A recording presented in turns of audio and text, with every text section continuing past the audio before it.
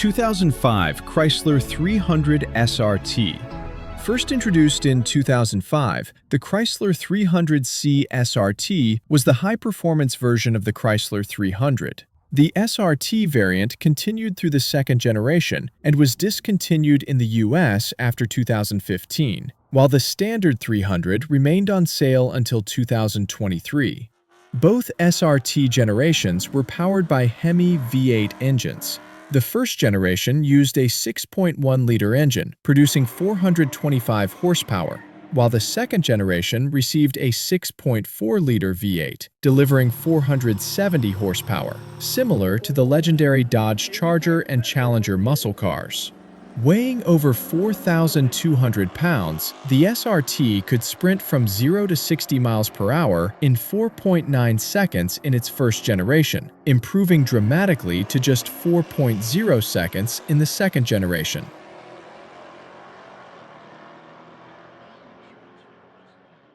'" 2005 Dodge Magnum SRT-8.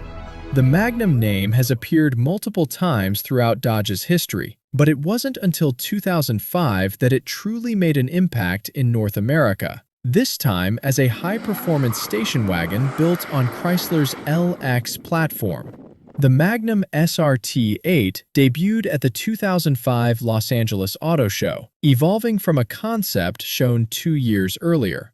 Under the hood sat a 6.1-liter Hemi V8, identical to the one found in the Chrysler 300C SRT, producing 425 horsepower and 420 pound-feet of torque.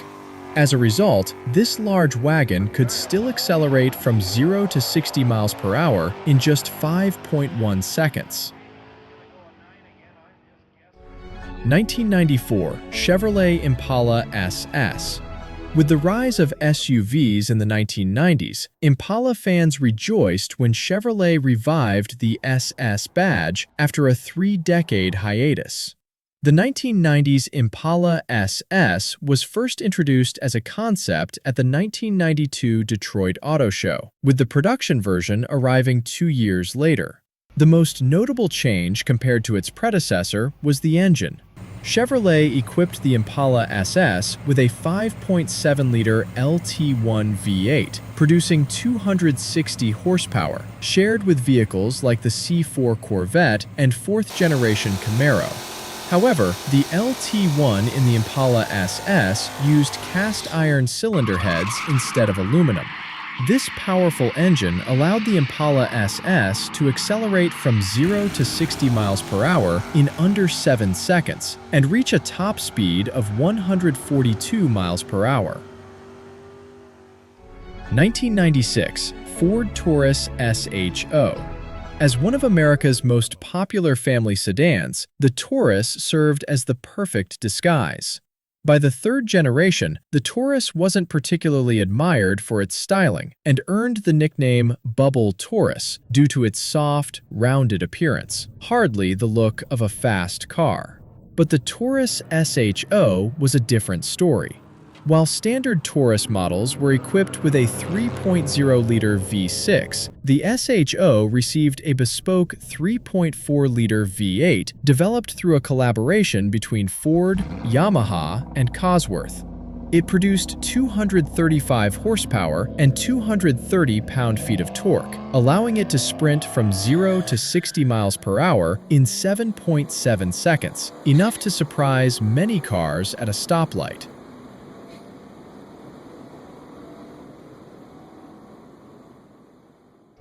2003 Mercury Marauder.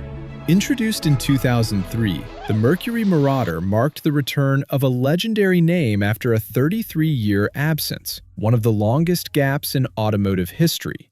Unlike the second-generation Marauder, which was a high-performance variant of the Marquis, the third generation was a performance-oriented version of the Grand Marquis, featuring upgraded chassis, suspension, and drivetrain components. Powered by a 4.6-liter V8 producing 302 horsepower and 318 pound-feet of torque, the Marauder could accelerate from 0 to 60 miles per hour in 6.9 seconds.